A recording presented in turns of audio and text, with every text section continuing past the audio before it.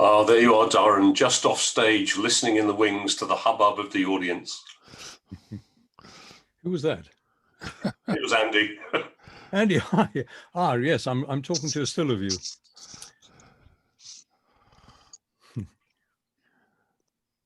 There you are. It is now 2:30. Roger, do you want to unmute all? All right.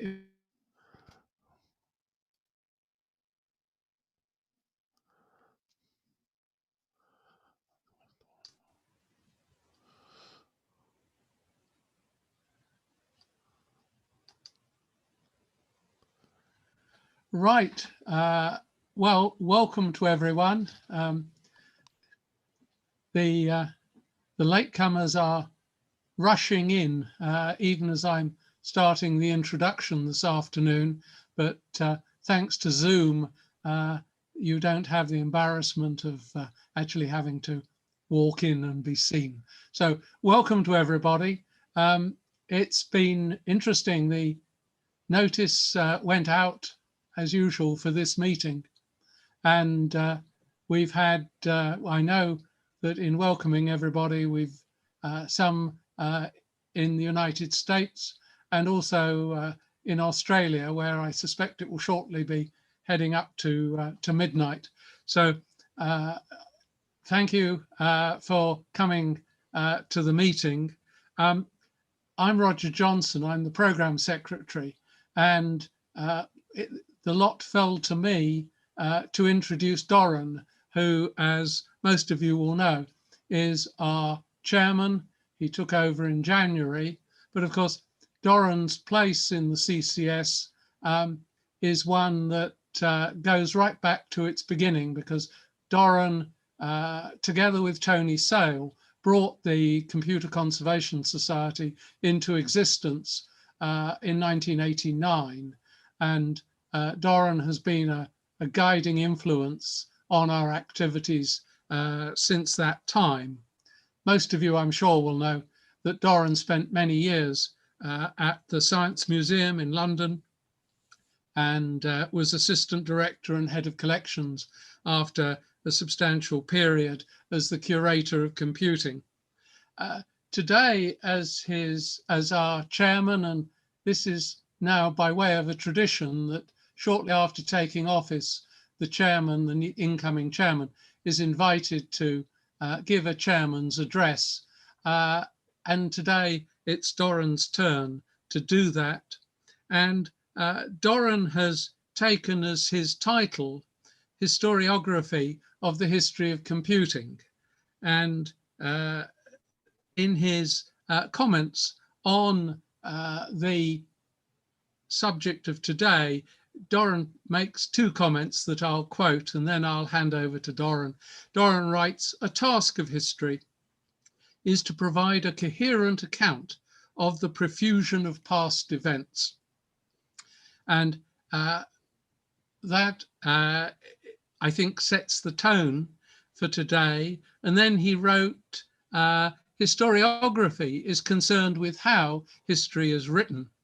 And this is his excuse for the title that he's chosen for today. So, Doron, welcome to the society that you co-founded more than 30 years ago. It's taken a while for you to become chairman, but we eventually twisted your arm, and we're delighted that you've done so, and we wish you all well for the coming 3-year term of office. So, Doron, over to you for your talk to us today. Can I just add that we will use the chat facility if you want to put questions, and then we'll put the questions at the end, and we'll go through the comments that people have made. And if you, so you use the chat facility for questions. So, Doron, over to you. Roger, thanks very much. I do confess I was concerned that I would vanish in a puff of logical smoke.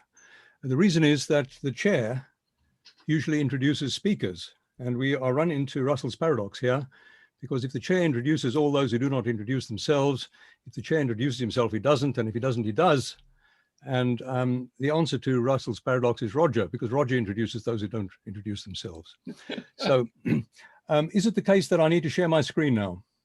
Yes, indeed.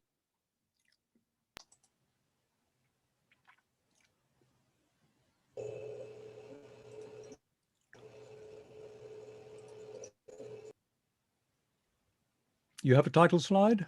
We do. Great. Okay.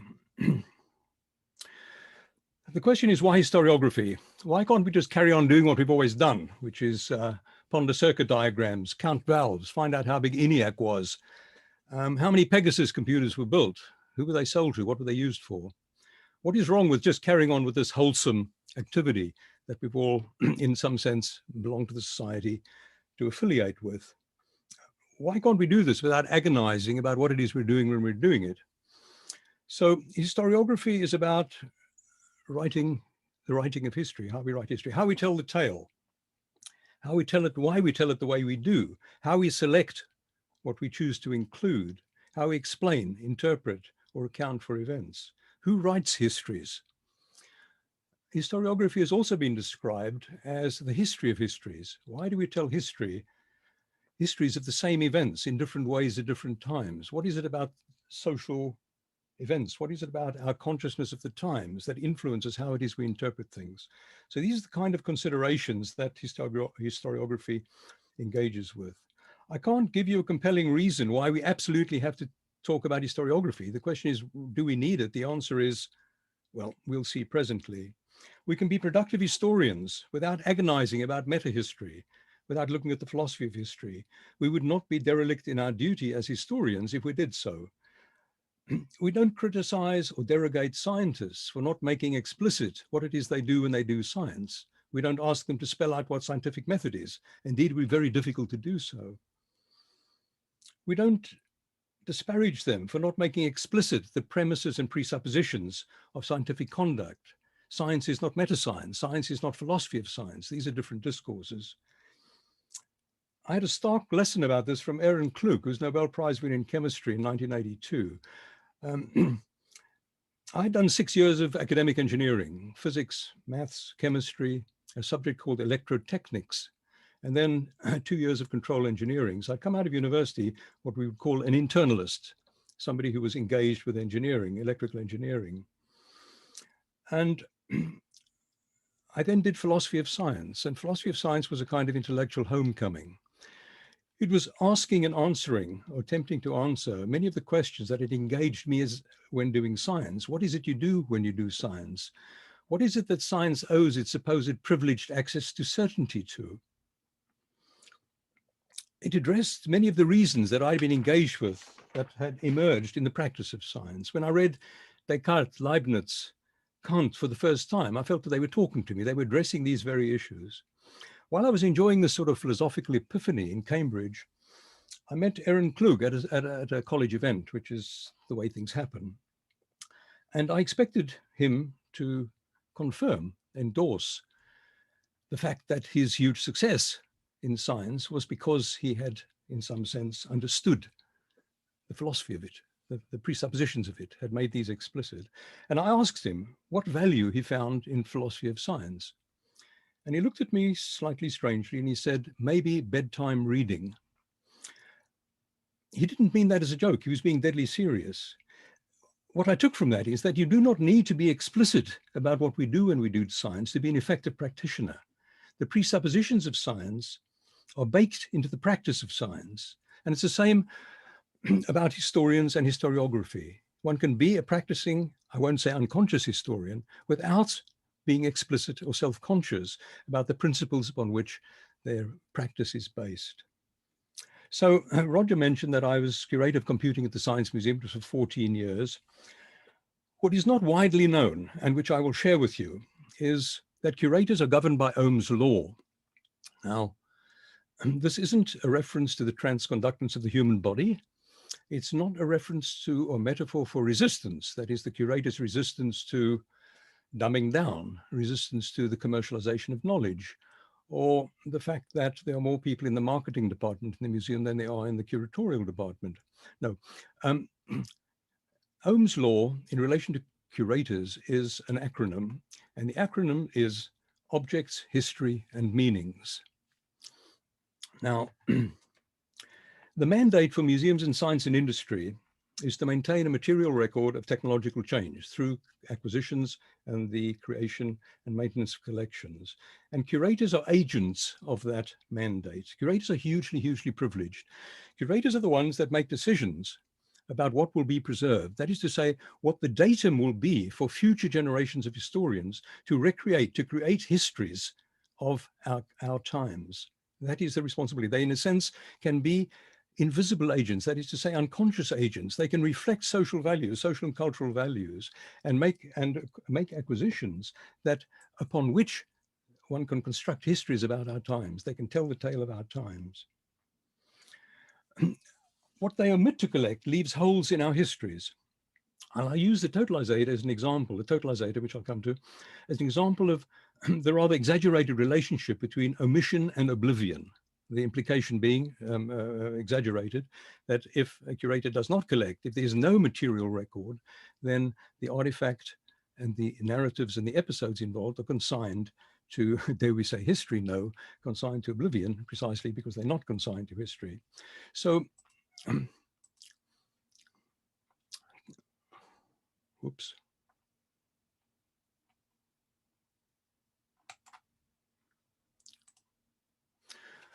These are a bunch of totalizers. These are images about totalizers. Totalizers are large or huge electromechanical devices that are used to manage betting on dog and race tracks.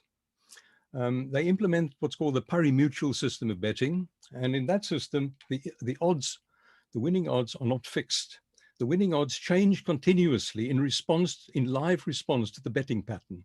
So as bets are placed, the actual odds change. Now, it's a legal requirement that the odds are made known to the punter or made known to the public at the time the bet is placed. Therefore, there's an obligation to have a real-time online management and processing of bets in real time, live, in order to create, in order to calculate the odds and to display them in real time. So these are vast machines, these huge machines.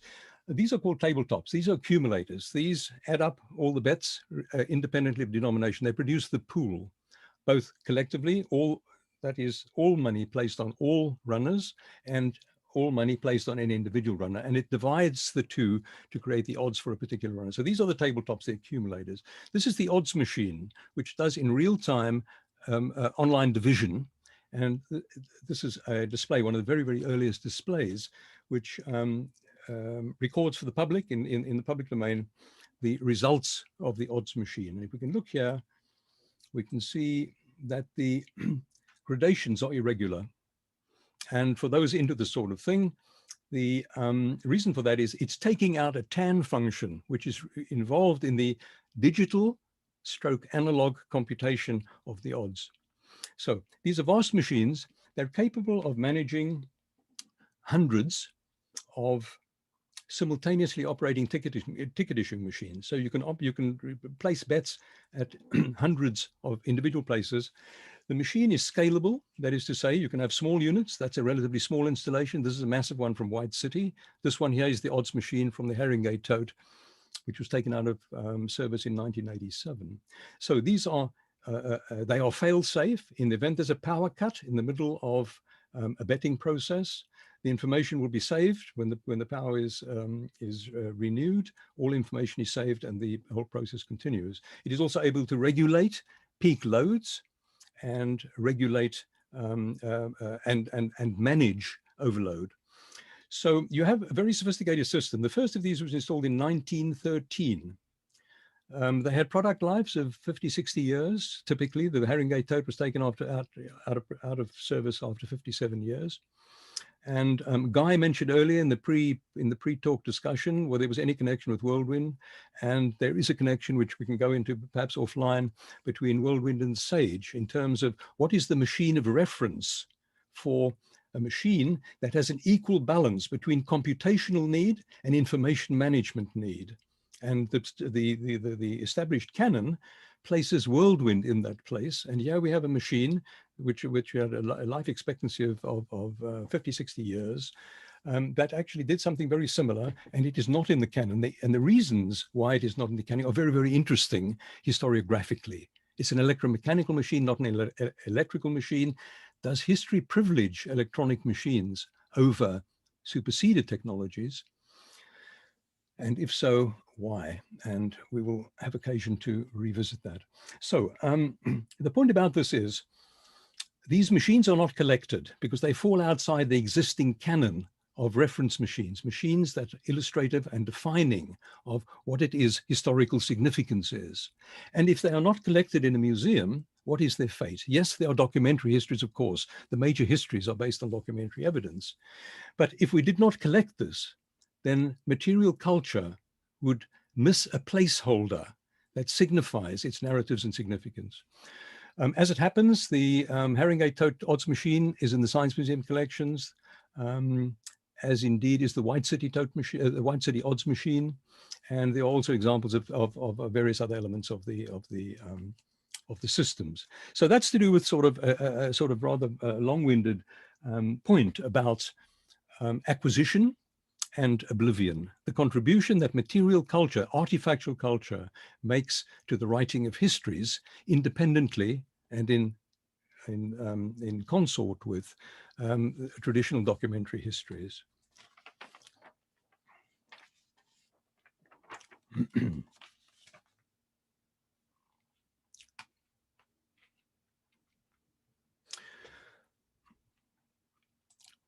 Curators interpret objects. They seek meanings. They seek meanings for objects. And part of the mandate for curators is to make these meanings intelligible. So they are bridging the gap. Part of a curatorial psyche is to bridge the gap between esoteric, internalist, technical knowledge and accessible understanding, public understanding.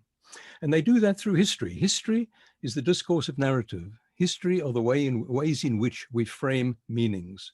So the what you call it, the rather what you call it, not very funny notion that curators are governed by Ohm's law is that this is actually the fundamentals. These are the elements of what is going on in the museum culture: preservation, interpretation, and acquisition. So let us look at an example of how narrative confers meaning. And the example I'll take is the Apple I single board computer. This was designed by Steve Wozniak, 1975, in a garage in California. It was released in 1976. Only about 200 in all were made, of which 50 and 60, about 50 or 60 are thought to have survived. They change hands for between $500,000 and $1 million now. So we have the narrative here of Steve Wozniak, who had no commercial ambitions. He had no business ambitions for his machine. That was provided by Steve Jobs, his friend. Both of them were enthusiasts. The reason Steve Wozniak as he's called, built this machine was actually to impress his friends at the Homebrew Computer Club. He had no business or commercial ambitions for this machine. So we have a garage to multinational, the garage to multinational fortunes of Apple and the founders of Apple have become a parable of our times. The parable of entrepreneurial success, the countercultural individualism of the personal computer movement. So there's a narrative which goes around all this, which means that in many senses, this is as much a cultural object. In fact, it's probably more a cultural object than it is a technical object. So the story serves as an origin story for the mass production of the personal computer phenomenon. So there's a silly, simple, obvious example of how a narrative confers meaning. Now, what's interesting about this, apart from the narrative, is the fact that I mentioned that historiography has sometimes been called the history of histories.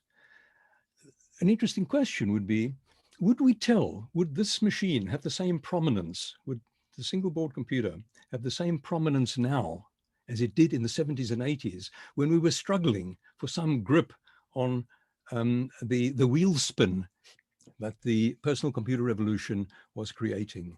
Would we tell the same story? Would it occupy the same space? Would we tell it in the same way? Would what we see as significant be the same things we see now as significant in a story about a bunch of guys in a garage in California.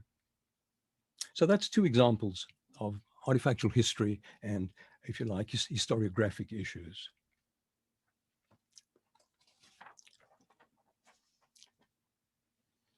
So I would say that being self-conscious about how we construct narratives, what contemporary values shape the tale, what is it we select as significant, these enhance sensitivities to potential meanings. In writing histories, I think it helps if we know whether we're influenced by the great man theory of history, whether we're swayed by the romantic idea of an heroic inventor, whether we're technological determinists, whether we believe that innovation drives change, or whether we're social determinists, or something in between, as most grown-ups are. Do machines make history, or do history make machines? Asked Robert Hellbronner in 1967. So historiography raises consciousness about how we tell the tale and the way we do so. It makes explicit the hidden features of our own understanding.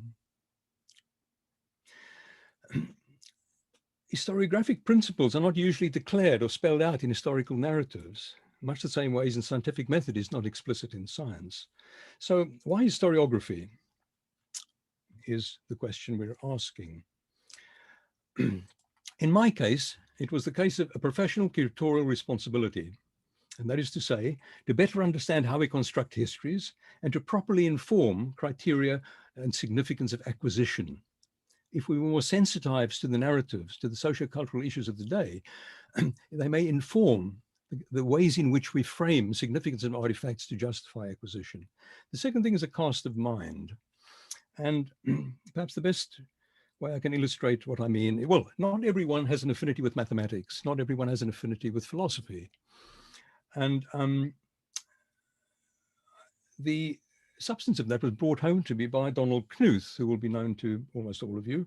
He's a luminary in the, what we could call perhaps the algorithmic arts. He's involved in a multi-volume work called The Art of Computer Programming, which has been in progress for some while. He's probably one of the most revered figures in computer science. He told me, as he has told others, that he was grateful for the creation of computer science departments, because these departments gave a sanctuary.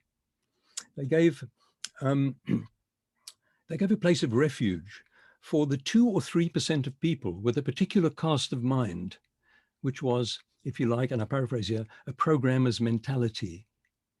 And he said, without the sanctuary of computer science departments, people with this particular affinity with programming, the ability to handle the massively exactness and precision of it, the strategic elements of how you construct algorithms, that these, without the refuge, without the sanctuary of computer science, well, these people would be displaced persons, wandering, as it were, lost in the world.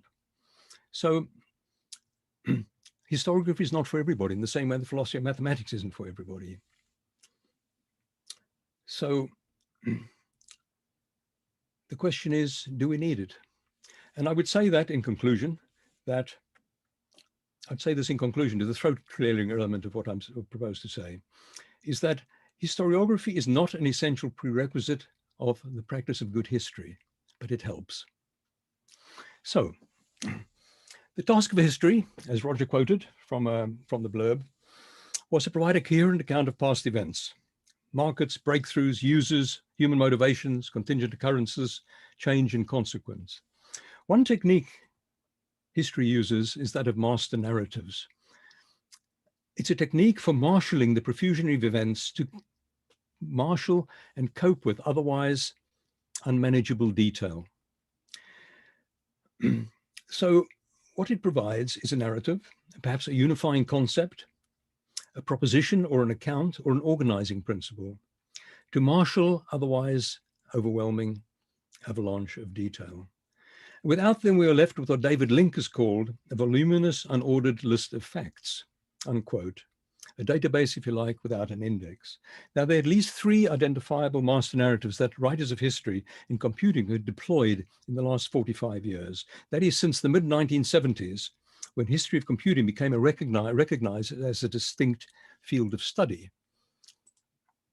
And if one looking for time markers for when history of computing emerged as a distinct study, we have 2.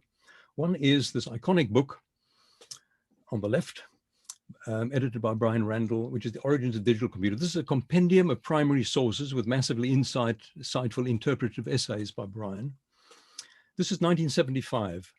This, if you like, is a marker in the sand about history of computing as a distinct study. The second is the first issue. This is the contents page of the first issue of Annals of History of Computing, which is issue 1, journal 1, July 1979. So those are two. So what we're talking about is when we start looking at histories of computing, and we start looking at how history of computing has constructed its own narratives, we go back to this, if you like, starting point. Of course, there was stuff before, but this, if you like, is when it emerged and people began to give it attention as something distinct. Now, the first master narrative I propose to look at, and I question whether it's a master narrative because it's not widely accepted as one, is a timeline history of innovatory highlights. And if they're groans, I'll understand why. And the reason is that timeline histories are widely discounted by professional historians, especially historians of technology, as ingenuous, unreconstructed, passé, undimensioned, unable to do justice to historical process.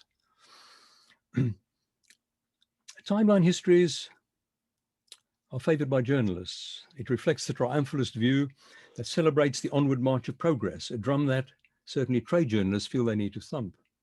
Timeline history of innovatory highlights is a progress narrative, and there's some investment in that. So I use timeline histories, and particularly when I say timeline histories, I'm referring particularly to histories that have, if you like, a single developmental line, one innovation after another. As Arnold Toynbee said, history is one damn thing after another. So I use timeline histories here as a model, as a device, as a straw man, as a pretext for talking about historiography and to illustrate how some narratives serve history better than others. And we can use the supposed deficiencies of timeline histories actually as a model and as instruction. So the second reason for running, and this is more important than anything else, the second reason for running the gauntlet and dealing with timeline histories at some disproportionate length here is that timeline histories are probably the most prevalent model of history amongst those who are not professional historians. And it is those actually that I'm most concerned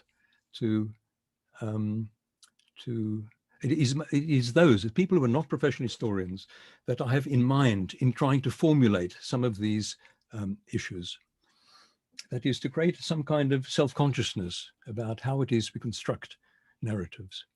So let's deal with a typical chapter sequence out of a book, say 70s, 80s. And we looked at what is a book, excuse me, what is a book about history of computing tell us? How would it be constructed if we looked at it in the 70s and 80s?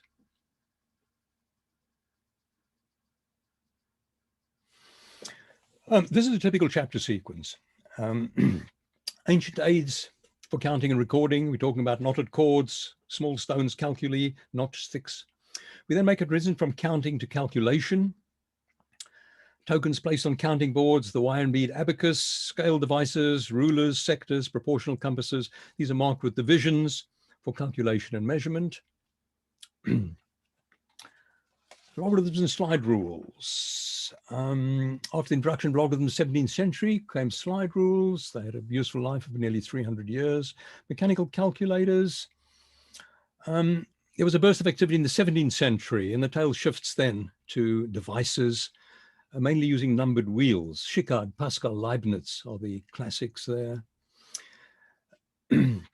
And then there's a jump cut to automatic calculation machines from the 17th to the 19th century, to Charles Babbage and his vast mechanical calculating machines for doing automatic calculations, supposedly, as we will see, for automatic production of mathematical tables.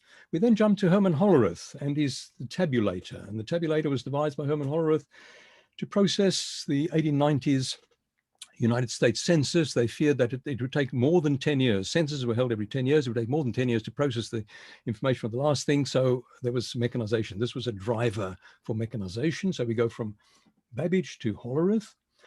We then have a kind of seamless segue to IBM and the office automation era. We then electronic computers. That would be the first generation vacuum tube machines, ENIAC, EDSAC, UNIVAC, Whirlwind, Sage. We then have inventions, the transistor, integrated circuit, the microprocessor. And then in the mid-1980s, you'd get a semi-apologetic section on personal computers. If it's slightly late in the 80s, you might begin to start talking about what was called the information superhighway, internet, and so on. That was a point at which historians, people telling the tale, were still struggling to come to terms with what it is that was happening. Not nearly enough time had elapsed to get any sort of perspective for it. So that is a typical narrative. Have I been speaking for half an hour? That is a typical narrative that we would find in the 70s and 80s, the earliest method of doing that.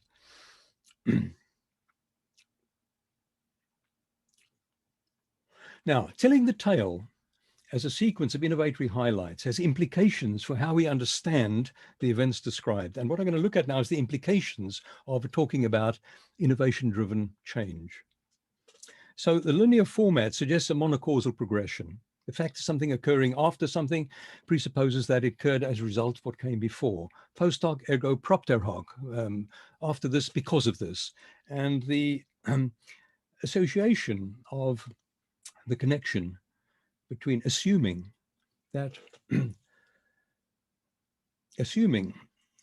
causal connection is a result of succession in time, or that succession in time is a result of causal connection, is a fallacy that students of philosophy of science are warned against. It is not always the case that it's so. It's certainly the case in some instances. So mistaking succession in time for causal connection is something we're warned against. The idea of causal agency, of a single causal agency, encourages ideas of technological determinism and the predestiny of progress, as though it could not have been otherwise, because one thing leads to another. And this is what historians have difficulty with, and that's partly why this model is not something that is regarded as a particularly rich one. Right, in many such tale, need is often posited as historical cause, and preferably, of course, critical need. With the benefit of knowing how it all turned out, it's tempting to present innovation as a response to pre-existing need and often critical need. I'll give an example. The first relates to Charles Babbage. The received perception is that Charles Babbage invented engines because there was a tables crisis. The tables crisis was that there were errors in tables, and these were catastrophic. Ships would go aground, bridges would fall down, all the rest of it. And it's accepted by historians and almost everybody that certainly the jumping off point for Babbage was that, but also that was it was his enduring motive. Babbage invented machines to automate the production of tables. What is omitted from this is the fact that Babbage's primary concern was mathematics. His primary concern was the computational potential of computational machines. So where did the errors come from? Errors were retrofitted by 15 years after the conception by a scientific publicist called Dionysius Lardner, who made his money, who had a very profitable career giving public lectures and needed content for his lectures. Babbage's engines were celebrated, were great news. And he approached Babbage and said, I want to speak about your engines. Babbage explained what his purpose of the engine was. And Lardner said, the mathematics is too difficult for the public. Do we have another line into this? It was Lardner who used need, the crisis of tabular errors, in an instrumental way for his lectures, and subsequently to promote Babbage's interest, to revive a project that had already died. The project to build the engine had stalled after 11 years. And Lardner was supposedly helping Babbage by creating the tables crisis, which would say, it's imperative we have these machines to solve things. So there we have an instance where the people who used need as a necessary, as it were, cause, in inverted commas, used it instrumentally as advocacy, as political advocacy. They were contemporary actors at the time. There are other instances where need is completely inadvertent. And the illustration of that is much closer to our own times, and that is the stored program computer. Now, the internal stored program is widely regarded and generally accepted as the defining feature of modern electronic digital computer. Von Neumann, in his famous 1945 paper, first draft of a report for EDVAC, described storing and running a program directly from electronic memory. And that was part of the internal architecture of the computer. And this idea was almost universally adopted and is uncontroversially accepted as a defining feature. Now, as EDVAC type machines were built, a variety of benefits became evident, not all of which were anticipated. Now, in 2007, while I was a guest curator at Computer History Museum in the United States, I asked pioneers, programmers, computer scientists, practitioners, Stanford PhD graduates, what the significance of the stored program was. I'd expected that since it was an established feature, defining feature of modern computer, there would be some agreement about it. Each gave a completely different answer. Some answered speed, others said flexibility of being able to portion internal resources depending on the problem. Others suggested that it was the fact that if a program could operate on a program as an object, it opened the way for compilers and interpreters. I asked one first-generation computer of UNIVAC, first-generation programmer of UNIVAC, what is it he could do with this that he could not otherwise do? His answer was instant. He said, matrix inversion. So all were united that this was a defining feature, but there was no agreement whatever about what the significance was. Now, it's only relatively recently, that's in 2013, that the stored program feature has been fully historicized. And this is by Tom Haig, Mark Priestley, and Crispin Rope in a rather superb piece of work. Now, for all the intervening years, historians, computer scientists, and others had assumed that the stored program idea grew from the need for the benefits that had resulted. They had projected backwards benefits into an assumed need, that the practical and theoretical benefits that had emerged separately and collected were, in fact, the prior needs to which the stored program was framed as a response. So here we have a model of need being a driver of innovation that must be at least partly responsible for the remarkable neglect to analyze and historicize stored program ideas until about 8 years ago. That's nearly half a century it took for history of computing to address its most central concept.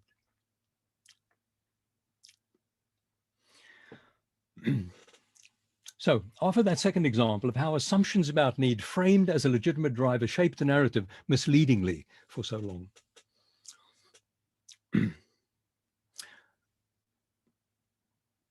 We're running out of time, so let me just quickly highlight some other features of the idea of a single developmental line, why it is historians are bothered by timeline histories as linear evolution.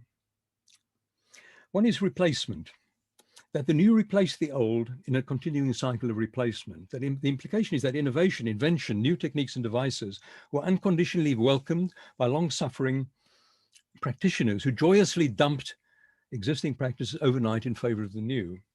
Okay, this is, needless to say, far from always the case. A response to the new was sometimes hesitant, sometimes hostile, and acceptance was often fraught. There are many examples which, if there's any interest in them, I can go back to. Not all beginnings were fraught. VisiCalc, the first killer app, had led a charmed life. So I've outlined some of using timeline histories as a kind of instruction, looking at its deficiencies to look at what is it that is excluded in such stories that we would wish to endow in a richer history. And I'm going to propose an answer, and that is what I've called the river diagram. Now, instead of a single developmental line, we can actually unplait the braid, if we like, into three separate threads. First is calculation, automatic computation, information management, communications, and these, as we know, converged into what has become called the information age. So calculation runs from ancient figure counting. A lot of these have ancient precedents, manual things before mechanization, before machines, before technology began to aid, replace, and alleviate, relieve human action. So calculation goes back to ancient finger counting. Devices that populate this thread include abacus, graduated sectors, slide rules. We can look at early mechanical, these are some of the paraphernalia of, you know, sumptuous antiquity. And there's nothing wrong with sumptuous antiquity on a Thursday afternoon. Mechanical calculators are another part of this thread. And here we have the Pascaline. These are the classic iconic objects. The Kohlmeier thermometer, the Müller, testament to the instrument maker's art. And very interestingly in stylistic terms, the facet calculator, Swedish key-driven, pin-driven pinwheel machine. And it's terribly interesting to see the mass production, the style of a mass production artifact in relation to craft objects that come from instrument makers' traditions. But that's digressing into a curatorship and artifactual culture. Now, the heyday of mechanical desktop calculators were the early decades of the 20th century, and the framed brands include Brunsviga, Burroughs, Felton, Tarrant, and Facet. That's a little Facet machine here. And the point about this entire thread is that it requires the informed intervention of the human operator to get useful results. That's why it is distinctive. Now, there are important devices that are part of this tradition that are not blessed with breakthrough technology. And this is the point about one of the deficiencies about timeline. And one of these is the comptator. And I don't know how many of you have heard of a comptator, but here is one. Here's the very one that's sitting on your screens. It's a rather extraordinary device. It has no breakthrough technology in it, but it had huge use. It's a hand-operated portable adder. It's sometimes called a chain adder that accumulates a running total of multiple serial additions. It was perfect for shopkeepers, for merchants that would tot up. It uses a stylus, which is sitting over here, and you just run the stylus down the number you've put in, and it accumulates in an accumulator here. Now, this had huge impact. It does not involve massively complex technology. Typical use. Right. Now, the spacing of the digits, interestingly, is the exact width of the spacing of a ledger. So you could copy so the part of the practice was to copy the totals straight into a ledger. It's compact, it's robust, it's beautifully crafted, it's very, very heavily used, judging by the wear of the chrome on it, and it needs no batteries. It was made in the United States and Europe in the late 1890s and sold very well into half of the 19th century. Now, the comptator lives in the shadow of its celebrity cousins. It does not share the podium with contemporary firsts, the Brunsvigas, the Burroughs machines. It's barely known. The model innovation-driven change amidst minor devices of this kind, however widespread their use and practical value. That is what gets omitted when the emphasis is placed on innovation.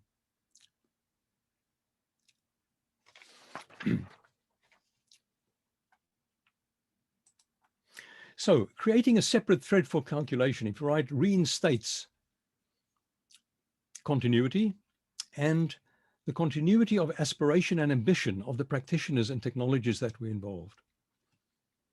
So even if there are technological breaks in these threads, in these tributaries, it is not appropriate to represent them here, because what we're representing here are the human activities, the continuity of human activities that were relieved, replaced, or that were relieved, assisted, and replaced by technological devices.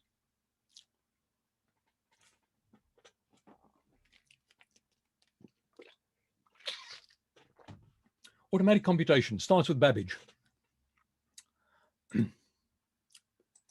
1821. There's no ancient precedent for this.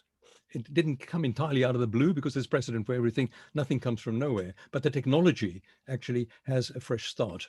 It does not have ancient precedents in manual. It has, the manual stuff is in calculation. That's where its ancient precedent is. We know Babbage failed to complete any of his engines in its entirety. He built these vast mechanical calculating engines. The one that was built, the Difference Engine 2, which is a small one, weighs 5 tons, has 8,000 parts. Massive, massive investments. With Babbage, with the death of Babbage and the death of in 1789 and the death of Ada Lovelace in 1852, the most energetic protagonists of automatic computation died. It was a false dawn in a sense, and it was what Leslie Comrie called 100 dark years before automatic computation was revived in the 1830s, in the 1930s, with firstly electromechanical and then with electronics. But there is no gap here, because the aspirations, ambitions, and intentions, the continuity is preserved as even if potential, although much more so. So those are what the threads imply. Information management. Okay, that represents the activities and techniques for information processing, storage, and retrieval. Like its first thread, its roots can be found in the manual methods of antiquity, and so on. Communications, we're going to spend less time on communication than almost any other.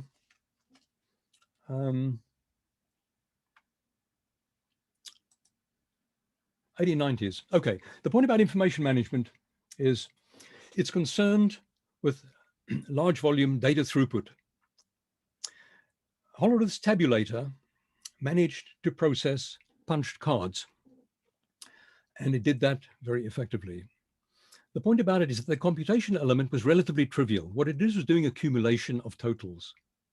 So the emphasis is different. It's data throughput, and in the case of automatic computation, it's numerical calculation.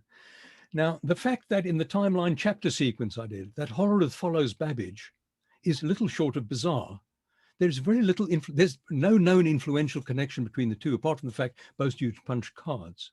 One is a totally different emphasis. It's information throughput.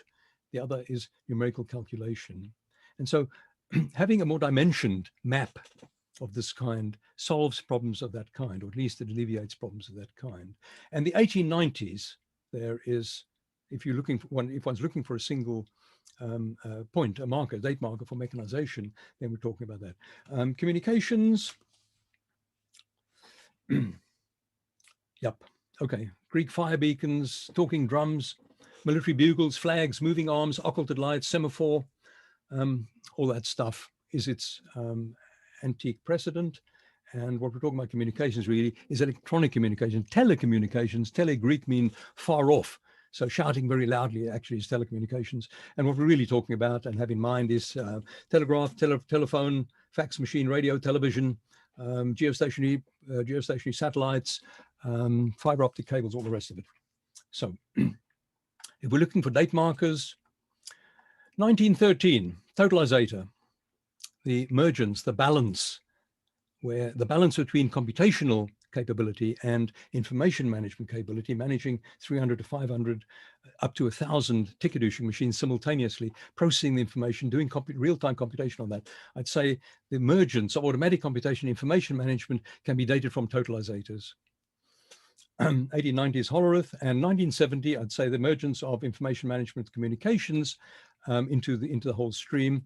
Say that the digital automatic telephone exchanges, we can say 1970. So that's the river map. Right. Now, one of the points here is calculation didn't stop when automatic calculation started, as implied by the linear thing. I think we've hammered the timeline issue quite long enough.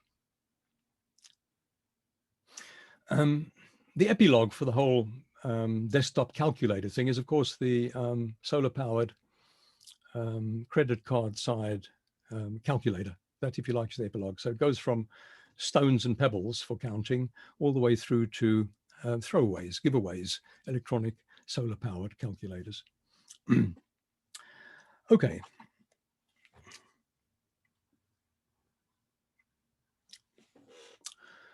We need now to talk about Colossus. I'm sorry, we need to talk about Colossus.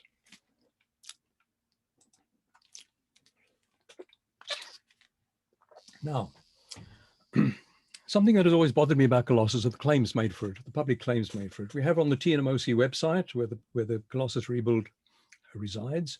It was the world's first electronic computer. From the Telegraph, we have the full Monty. We have the Colossus, the world's first ever programmable electronic computer. And we have a commemorative postage stamp, which says, Colossus is the world's first electronic digital computer. So that must be so.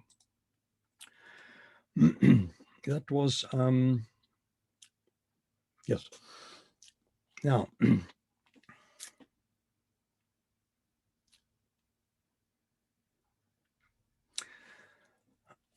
the public narrative follows the favored tropes of tabloid history, many of which embodied the movie The Imitation Game, which is released in 2014. Here we have supposedly Alan Turing, played by Benedict Cumberbatch as the misunderstood heroic genius who's pitted against impossible odds and prevails against villainous enemies.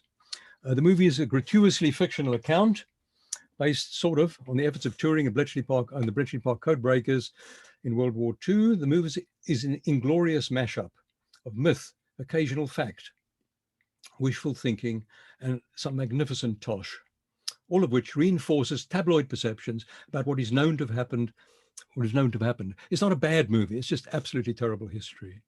Now, because of secrecy and technical complexity of the Bletchley Park decryption process, there was an information vacuum that was filled with anecdote, speculation, and fragmentary witness accounts, with little opportunity to corroborate this independently, given that there was so little technical detail available.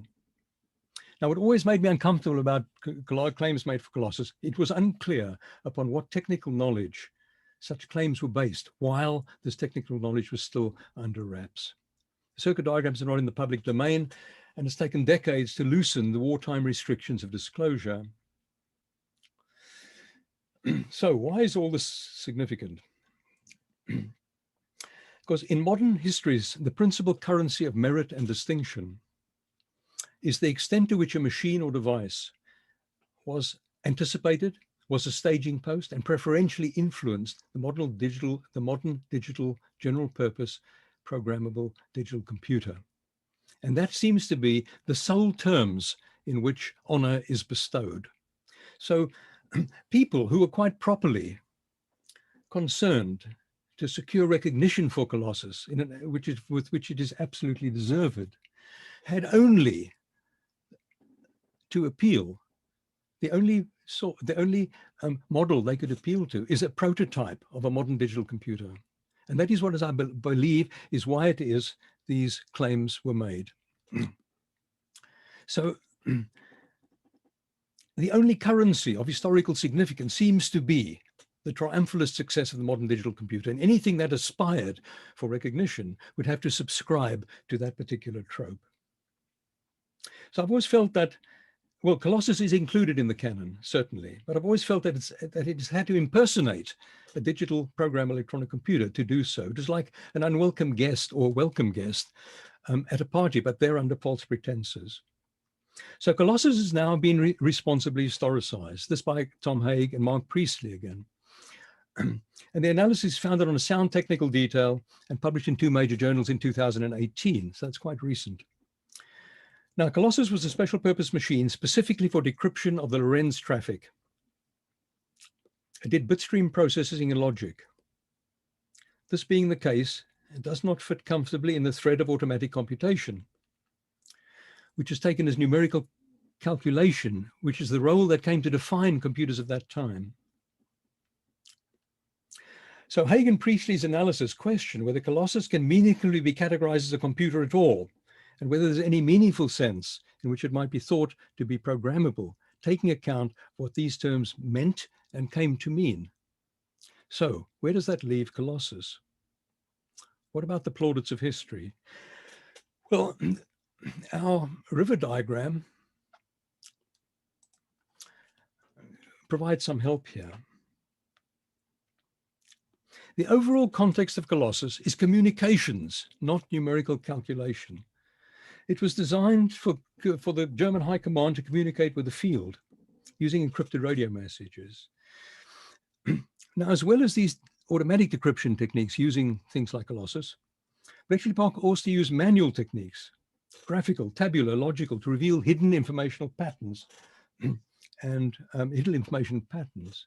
Now, these manual techniques are part of information management thread. So in the 4-thread scheme, the Colossus program is better placed in communications thread and the information management threads. It should not have to impersonate a general purpose programmable digital computer in order to be celebrated. Right, I mentioned unbroken continuity of need and use. And this is a crucial and key deficiency in the linear model, because traditions of use and development did not stop when automatic computers became available in the case of calculators. Now, single development lines are reductionistic, and what they strip out is parallel continuing practice. And if we look now at the product service life in the calculation thread, we can see, firstly, there's a rolling overlap as machines supersede other machines. Slide rules were operative for nearly 300 years, in fact, over 300 years. They end, okay, where these things start and stop changes. Some of them adopted slowly, some have taper into disuse, some of the cessations are quite abrupt. Slide rule was used in one form or another for over 300 years. Its demise was abrupt and immediate, in the 70s with the electronic scientific calculators. The step drum arithmometer.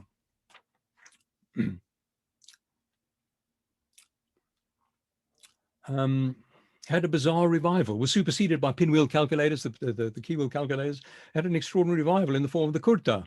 That's this little extra bit here. So there was a cessation where the step drum calculator, the technique used for the arithmometer, was revived in the kurta, which is very well known to you. And here is one to give you some idea of scale. It's like a little antique spice grinder. It's got a little handle on which you turn on the top.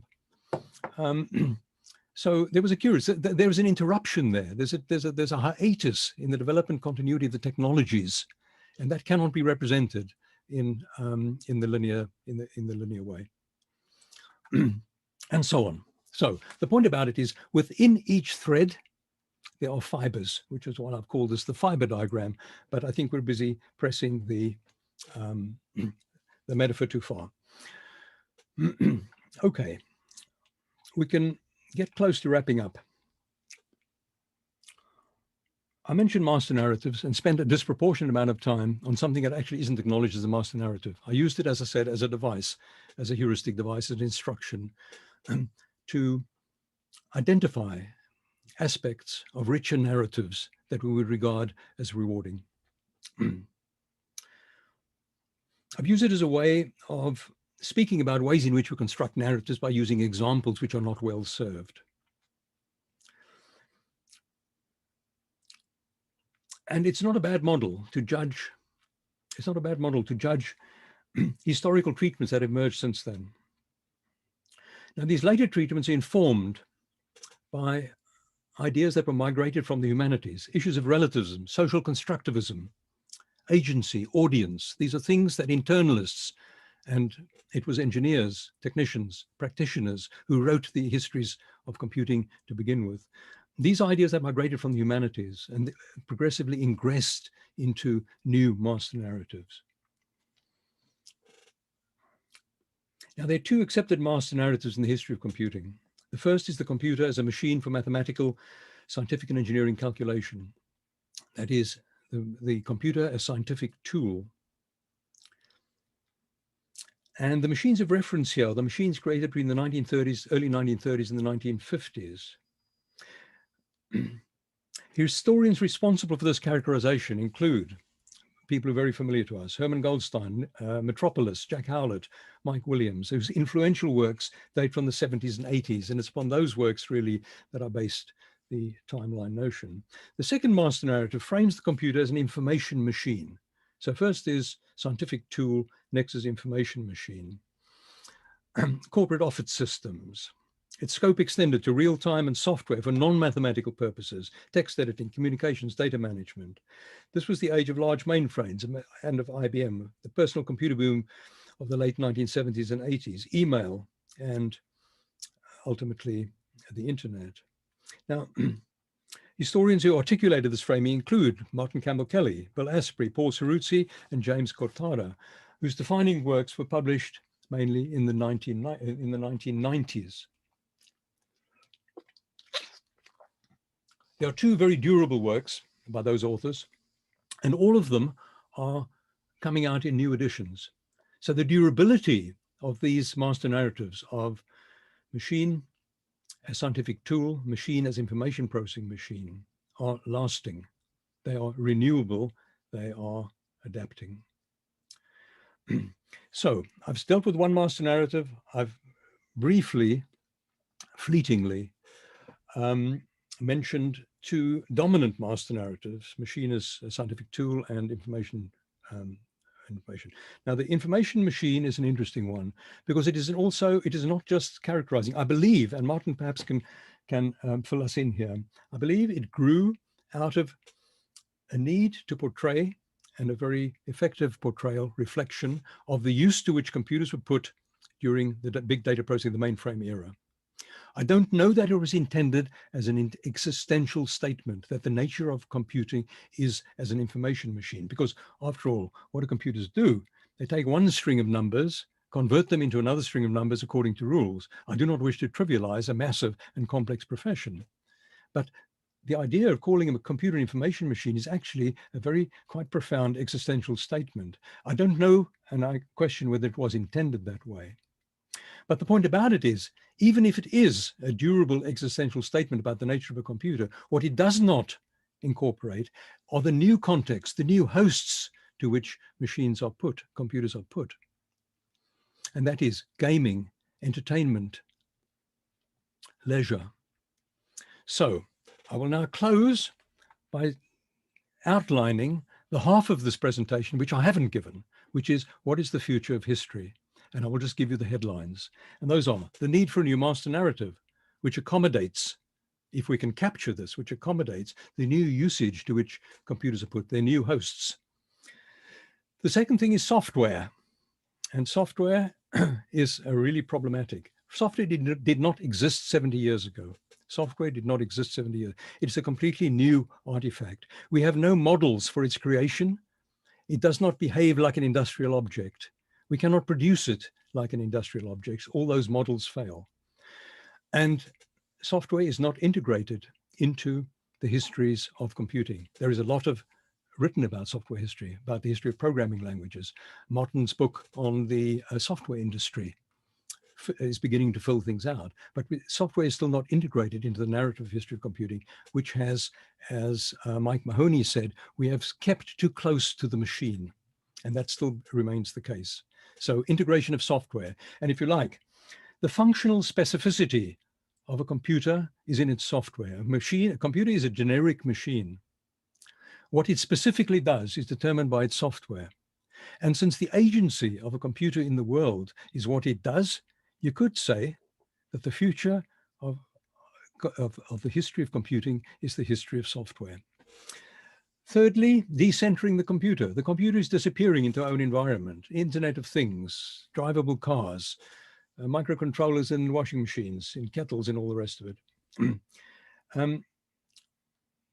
It's decentering in another way. So the point about decentering is the machine, the computer, ceases to become the protagonist in its own narrative. We start talking about the washing machine. We start talking about the car. It happens to be enabled by a very clever computer, artificial intelligence, and so on. There's a second sense in which the decentering is that where is the center of innovation going to remain? Will Silicon Valley, the Anglo-American centric view of this, or will it be Beijing or Tokyo? So the question of decentering where innovation resides. And finally, the integration of regional histories. Mir, Strela, Besem.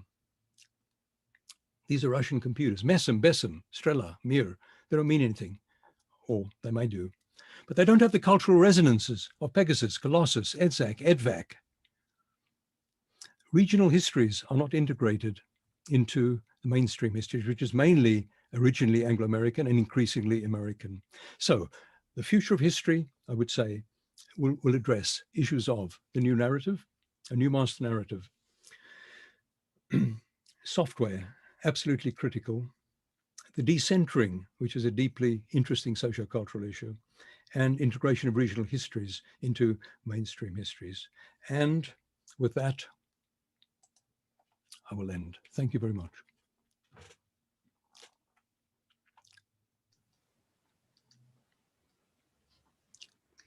Doron, thank you for that tour de force. Not surprisingly, it's generated numerous questions as we've been going along. I think there's a question here from in this, early on, really, in your talk, Jeff Sharman makes the observation that archaeology is based entirely on artifacts. Is your premise, or is one of your premises, that we need an archaeology of recent times?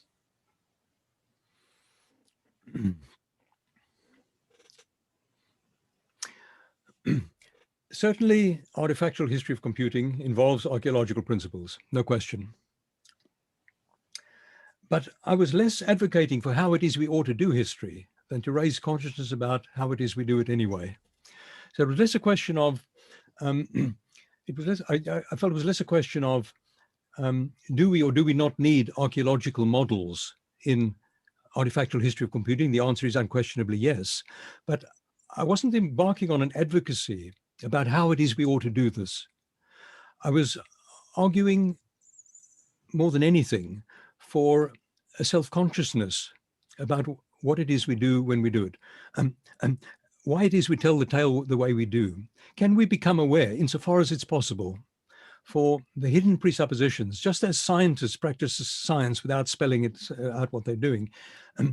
Can we better understand what it is that appeals to us in the telling of our narratives?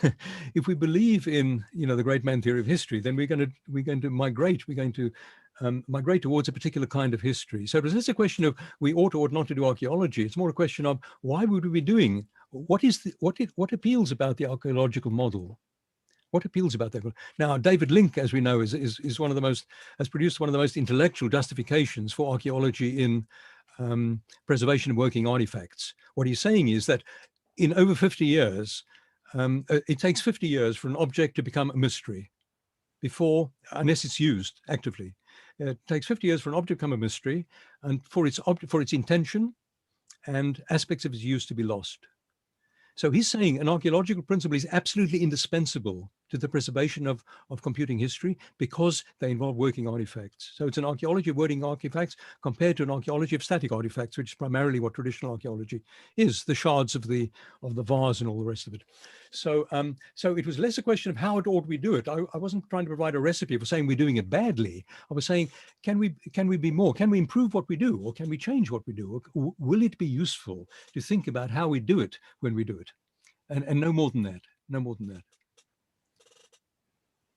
Thank you for that. Andrew Herbert wondered whether your river diagram should include an automation branch for process control, avionics, automated phone exchanges. I debated. I took a long time to develop those 4 threads because we waited long and hard. Control was one that came in and out for a long time. I think Andrew's being mischievous.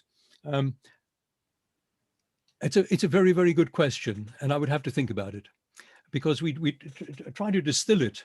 And they are relativized to the kind of anecdotes I told. I was addressing particular episodes in history and so how can we resolve these? And automation wasn't one of them at the time. Extending it would be a very interesting program. If we extended this now, it would be very, very interesting. So if I can take that if I can take that away with me and think about it, and I will do so with great interest. Yes, to see, can we have another elemental, can we have another atomistic thread that actually embodies something? We need to find something completely distinctive about that is not an amalgam of the content of other threads. But thank you, yes. Andrew, if you're on the call, I don't know whether you'd like to make a further comment. Sure. Sorry, just finding the unmute button. I resent being called mischievous. It's not my nature at all. I've been thinking further on that point, and arguably it's buried in automatic computation, because most process control things are essentially based on some sort of internal simulation to predict behavior to which the control system responds. So I think if I'd been sitting in Doran's chair, I would have hidden it in automatic computation. But I think, yes, it does need somewhat wider discussion. There was also someone who asked about analog computing, where that fits in. And you know, I made a reply in the chat that you can shoehorn that probably into automatic computation, but analog computing also correlates quite a lot with early days of control. First control systems I experienced were analog systems being reprogrammed for digital machines. I think, Andrew, I can be a better advocate for your case than you have. and that is this, that, okay, where does a robot fit in my river diagram? It doesn't. And the reason is it's active in the world. What's distinctive is it's active in the world. Everything in the river diagram is static. And I would say, just thinking on my feet here, that there is a case for a separate thread of things that have material agency in the world and not just static. I think, where would you put a robot? A robot does not fit in that river diagram. I think you're right. Robot does clearly call in another stream. Though, of course, yeah, mainframe systems running finance aren't static in the sense of, you know, tonight's bank balance determines whether the Herbert family eat tomorrow. But that's, we're talking now about a thread of physical agency. Yes, I agree. Yes, that's a good thread to have. and that would be very intriguing. Yes. And it'd be very intriguing to see what the relationship, the confluences of the other threads, and whether we can make an intelligent London Underground map of that, or whether they're going to be crossovers and other funny things. That's a very intriguing question. Thank you. I think there's going to be a braid rather than a convergence on a single thing. Yeah. Would you like to comment further, Doron, on analog computing and where that fits? Is that part of that braid that you've just mentioned? Several people commented on analog computing. Also, a questioner commented on large clock type devices that show the movement of moon and planets and so on, even back to the Antikythera. Yes, that's very good. The astronomical instruments are really part of a tradition of instrument making, which really go into calculation, the calculation thread, the continuous calculation thread. The reason being because they aid, assist, replace, relieve actions that humans were doing to predict and compute. So I would say astronomical astrolabes and so on, definitely in the calculation. Analog computing, I would put again in calculation, because the traditions of Babbage and onwards were effectively digital. And the traditions of analog computing, even electronic analog computing, came out of electronic instruments. In fact, in museum collections, they're classified as mathematical instruments. So I would say, again, it's tradition, the tradition of their use and the aspiration of the intention. So there is a strong sense in which analog computing comes under automatic computation, because they were automatic and they computed. But I'd say that in a temporal, in terms of a temporal classification, they have their one foot firmly in the computation, in calculation thread, in the calculation thread. Dick Leatherdale, the editor of Resurrection, wonders whether your distancing of Colossus from the mainstream by reference to numerical calculation. If you remove the word numerical, so you just had the word computation, would that not reduce the distance? Why do we want to reduce the distance? Because the only currency of honor is the automatic digital computer. Doesn't Colossus have no distinctive worth, value independently of that? The answer, okay, that was a rhetorical question. It was a kind of friendly challenge to Dick. I've used the word computing and computation almost interchangeably, and I'm slightly uncomfortable about that. Because in this particular context, you need a greater determination. It's underdetermined. What we're talking about is underdetermined. Computation I use in the context of numerical calculation, and computing I use in the context of symbolic manipulation according to rules. So when we talk about general purpose computing, I generally talk about computing, and we talk about numerical calculation, talk about computation. The point about Colossus is it was not intended as a computational machine. It was intended as a machine to decrypt. It wasn't designed to do calculation. It wasn't designed to do what I would call computation. It did bitstream processing and statistical logic.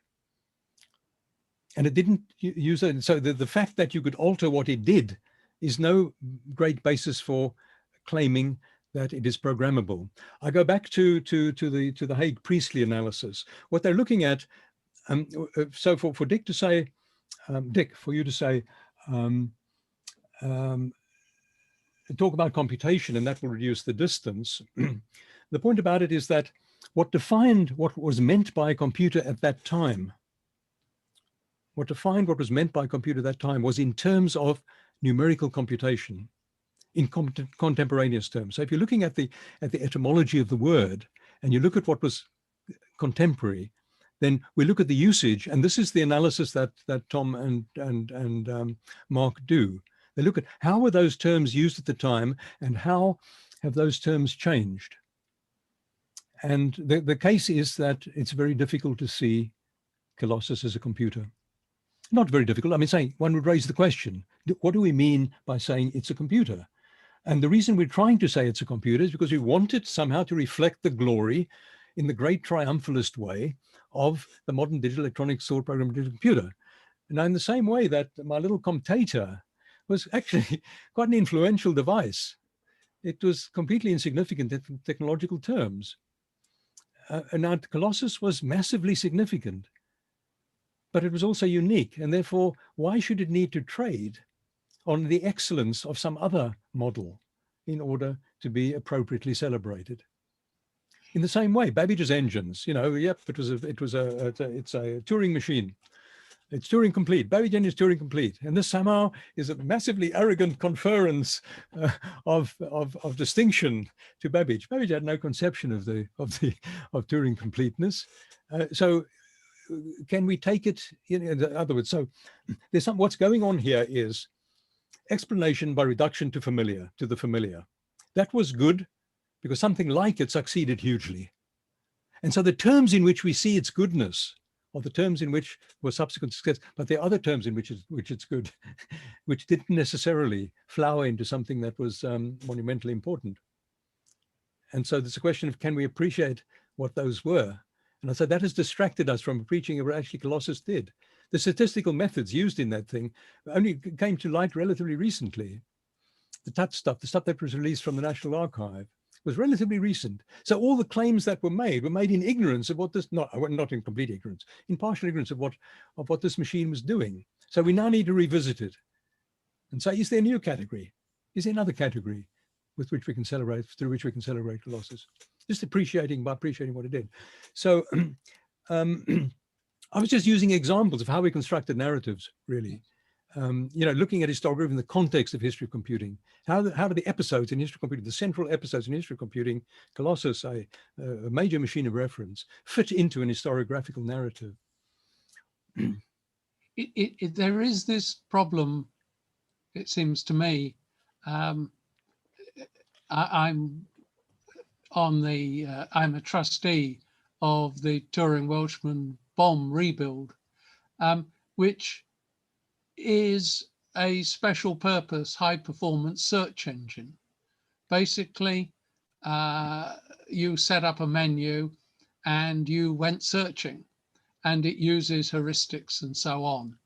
And the difficulty is that it seems to me, in terms of talking about the significance of what the machine did, and looking at it as part of a more general class, is that it did it before today we can talk about a search engine and many people understand the term. At the time, the term, I think I'm right, didn't exist. And it's therefore struggling all the time. I mean, there's no argument the bomb is not a computer. but it is a search engine, and high performance search function is something that is a common underlying technique used in many modern computing applications. This is a wonderful example. There's a wonderful example you've given. Why is it we dismiss the bomb? It wasn't a computer. Also, it's electromechanical. Now, very frequently, you hear words like mechanical prehistory of computing, electromechanical prehistory of computing. You can go all the way right up to the chip, and you'll talk about what you call it, a small-scale integration prehistory of computing. Where does history start? The subtext of all this is that history starts with large-scale integration, electronic, digital, automatic computing, and everything else is prehistory. I would say the bomb has been as much victim of being electromechanical as it has been in terms of, so exactly what you're speaking about is, what did it do in terms of trying to solve what it is the challenge was at the time as the primary question. Then the question is, where can we locate it? And it may be we can't locate it anywhere, because that has never repeated itself. And the distinction and the expertise, the ingenuity, the creativity, even genius that went into making it may be not translatable. That you can't say there is something known that is like this, and therefore that is good. It needs to be good in its own right. And the first question is to appreciate what it did. And as I said, what bemused me, what puzzled me, what made me uncomfortable about Colossus were the claims being made without the analysis. And that's no fault of the people that did it. I mean, this isn't making a dig. It's saying, there was an information vacuum, and these things filled the, the people did as well. I don't doubt that there are instrumental views of advocacy that informed claims for Colossus, but I don't believe they've been studied in the way, I don't believe they've been historicized in the way that would identify what was so special about them, that would allow us to celebrate them separately from having something else which succeeded, which we accept is good. Yes. And I think a bomb is a very good example. Yeah. We have just a few, we have a great many comments, very complimentary ones for the talk. There are a few more questions. I wonder whether Maura Matassi from the United States is on the call. Yes, I'm. Well, would you like to put your question? Yes, absolutely. Thank you so much. I'm not from the world of the history of computing. I work on digital media, and this has been absolutely fascinating for me. I'm curious about whether digital environments, I'm thinking, for instance, of social media platforms like Instagram or Facebook, or even tools that we use to communicate with each other, like WhatsApp, could be actually represented in the space of a museum. I'm thinking that these are objects that work actually as environments, digital environments. So I'm wondering whether there are any ways of actually represent these environments in embodied ways in the context of a museum. Thank you so much. In the context of a museum? Correct, yes. Okay, that's a wonderful, wonderful and terribly difficult issue. And I've published some stuff on it. And that the question is really to do with the meaning of software. Is there any meaning you can give to software as an artifact if it is non-working? It is unlike any known artifact. The physical manifestation of software is not intelligible. And therefore, to what extent does it conform to a traditional artifact? You cannot read it. It is unlike any other medium. And the question is, if the function of software is to produce dynamic interaction, it is meaningless to keep it unless you can reproduce that. And the problem is the massive difficulty of doing that. The question of legacy platforms, the question of so I've written something about that. I'm very happy to send it to you. It doesn't solve the problem, but it raises the questions. It says, what is the difficulty here before we can even begin to solve it? There are people working it in Holland. His name escapes me now, but he's given a huge amount of thought to this. Huge amount of thought. He's saying software is meaningless unless it runs live. Okay, yeah, here's an extreme example. Would it be meaningful to preserve gaming software? Surely the whole point of gaming is the interaction with the gamer. you know, is it meaningful to keep software that is unlike that without the prospect, without the capability, or even the prospect of ever running it? So the best thing is I can send you that, and I can put you in touch with somebody who's given a deep thought to this. Thanks so much. Thanks so much. Thank you. Brian Randall has an interesting comment. Brian, are you on the call?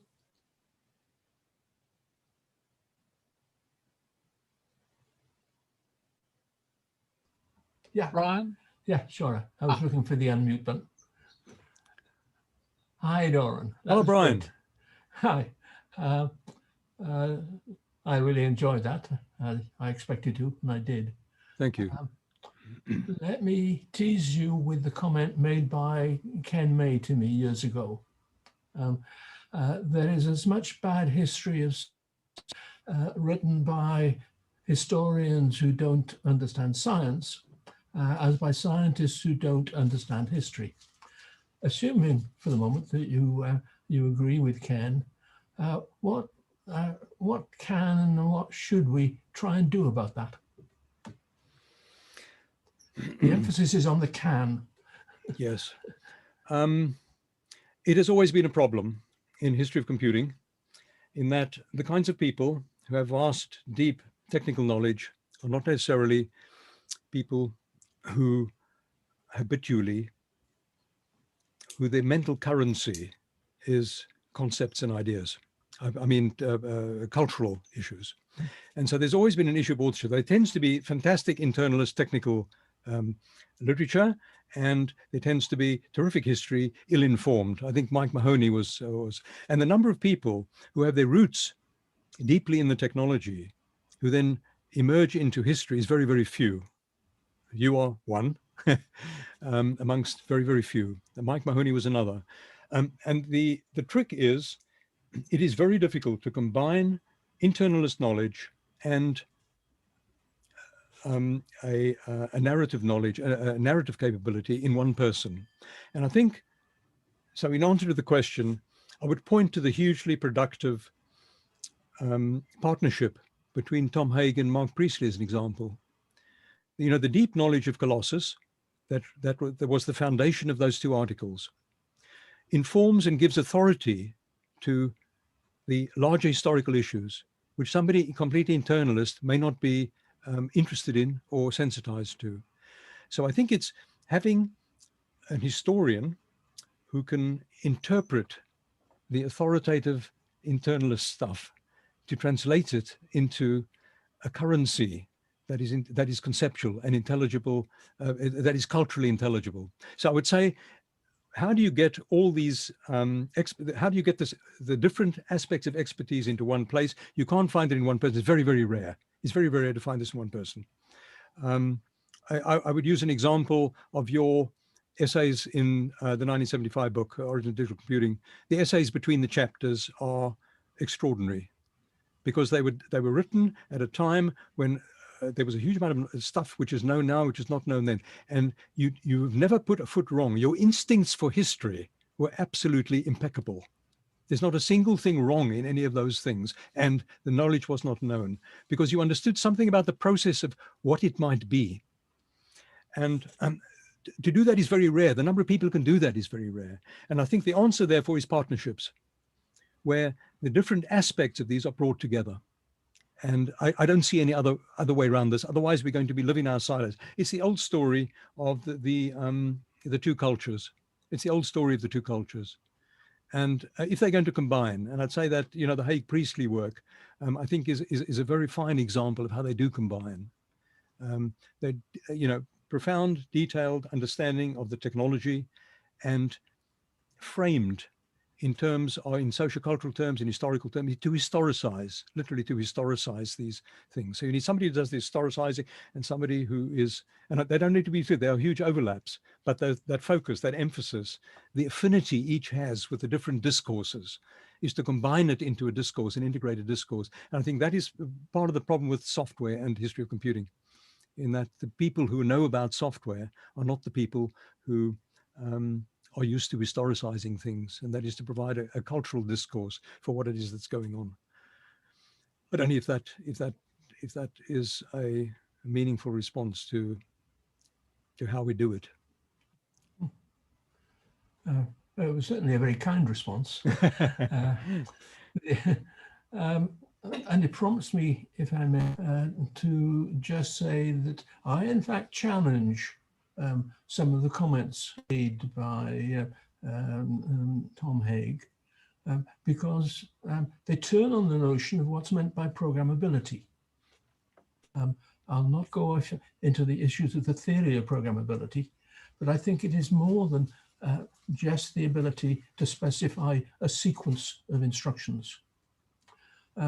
The Colossus was designed by Tommy Flowers with a great deal of generality, a generality that was to be exploited by switches and pluggable cables and the like. As a consequence, the Colossus was used for application, certainly to do with the Lorenz code breaking, which there had been no thought beforehand of being able to, or even of trying to automate. I get the terminology wrong. The difference between being able to detect the initial placement as opposed to being to detect the setting of all the little cams on the rotors. It was designed for the one sort of problem, and it turned out a degree of generality, and I'm using the word now, generality, as essentially an alternative to the word programmability of Colossus, was such that I think that it really deserves to be in the computing mainstream in a way that in the future we might find other strange devices that aren't as simple as executing a sequential string of instructions. Steps back off soapbox. My response to your question of challenging Tom Haig about programmability is, what a wonderful conversation to have. Well, I've had it once with him already.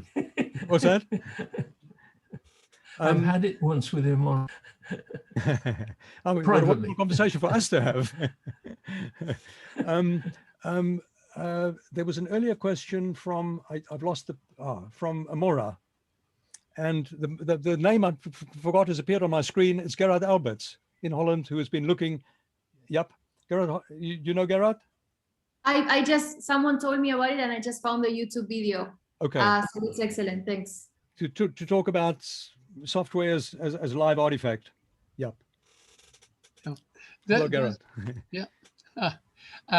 Well, there's a comment from David Link. Yes. On the river diagram. Would you like to put your point, David?